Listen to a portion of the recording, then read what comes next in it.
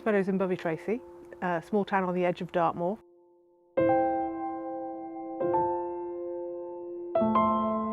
It's about 3 acres.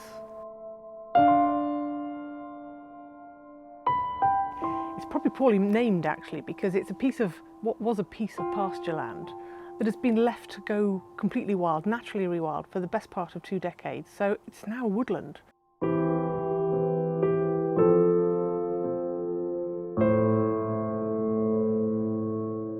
At the moment it's actually under threat from the National Trust, who want to sell it for housing. And we've actually tried to raise money to try and buy it. But there's no way we could compete with a housing developer, and they accepted an offer from a housing developer for 10 times more than we could raise. And they will sell it to them if they can get planning permission.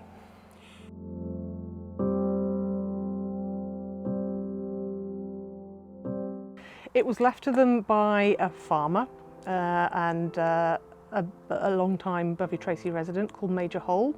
He left it to them in his will in the 70s, along with the Park Estate, which is where the National Park have their headquarters. Any money that they get from that piece of land has to be spent on the Park Estate.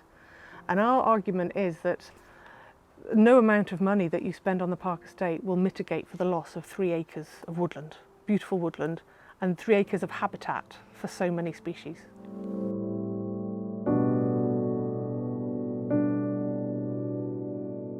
Hi, I'm Dr. Debbie Fletcher. I'm an environmental consultant and I'm also the Deputy Mayor here at Bovey Tracey Town Council.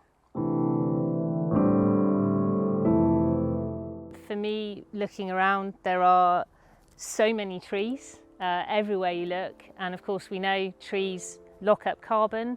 Cutting them down, we'd be talking about trying to find 4 to 5 times the size of this space to replant the same number of trees just to capture the same amount of carbon that we're already able to do in this amazing space. So when I heard they were looking to flatten it, I was just horrified. We've got to act really quickly. So cutting down this wonderful space is just, it's almost, I mean, it's ridiculous given what we're facing at the moment. So that's why I got involved. When you replant trees, everyone thinks, oh, that's okay, I've cut a tree here, so I'll replant a tree there. But actually, it takes 10 years or more for that sapling to then grow enough to be capturing enough carbon to be equivalent to 1 tree. Hence, you need 4 to 5 times as many to be able to actually offset the amount of carbon that you're otherwise losing into the atmosphere. And aside from that, you've also, look at this lovely scape of soil. And that's locking in huge amounts of carbon down into the ground. The moment you put any sort of digger into that, that's more carbon released into the atmosphere. So actually you even need more planting and other sort of sequestration measures to really kind of balance that out. And given we actually need to be going in the other direction, so we need to be saving as much carbon as possible and reducing it, it seems like a ridiculous thing to even be contemplating at this point in time, knowing what we now know, to be removing a space like this just for a few houses. The offer was from Rule 5 Land, which is a housing developer that's already made waves in Bovey Tracey. We don't know how much it was for exactly because we're not being told, but we suspect it's around £300,000 mark. The National Trust have said that any development on that piece of land will be low impact. But the thing is, if it is low impact, low development, low density housing, that means it's going to be large, expensive houses, which does nothing to tackle the affordable housing issue that we're seeing in this country, particularly in this part of the world.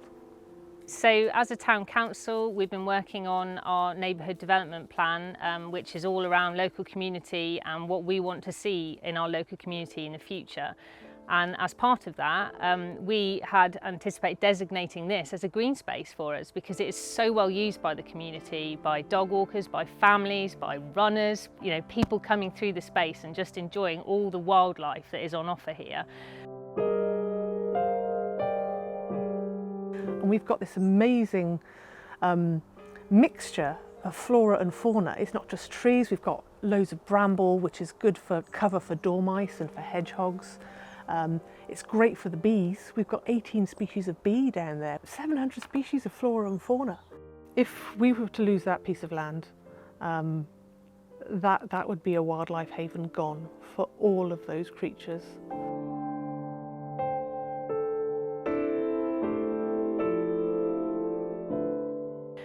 The town council has declared a climate emergency. We've worked so hard over the last 2 years to plant as many trees in the parish as we possibly can. We've had free tree giveaways, we've identified sites, we've done planting of trees up on the moors, we've had so much community spirit to really try and make a difference. And by cutting this space down, it will be like all our hard work has been for nothing because essentially they'll be cutting down more than we've been able to plant. So it's extremely frustrating because as a local community we have so much backing.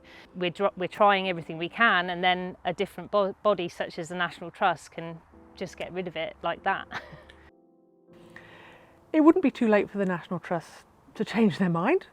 You know, when faced with new evidence, new information, it's intelligent to change your mind. There'd be no loss of face at all. In fact, it's not actually the same piece of land that they put in to the local plan in the first place. When they asked for this piece of land to be considered for housing, it was rough pasture land. 20 years later, it's a woodland. It's not the same piece of land at all. And they've allowed this to happen. They've allowed this piece of land to rewild. I mean, perhaps they haven't monitored it as well as they should have done, but perhaps they should think again and look at what they've done. They've done an amazing thing. They've done an absolutely amazing thing here. They've rewilded 3 acres of land. It's fantastic. They should be singing this from the rooftops. Look at what we, the National Trust, have done in Bovey Tracey. And there'd be no loss of face for them to do that at all. In fact, I would respect them far more for doing that than to continue this painting themselves into a corner and holding out for the most amount of money. It doesn't do them any favours at all to do that. It would do them more favours to say, yeah, we got it wrong, this is great, let's keep it. Think long term here and really work with your communities and listen to them. Short-term financial gain for long-term extreme environmental and biodiversity loss in a small space. It can't be worth it.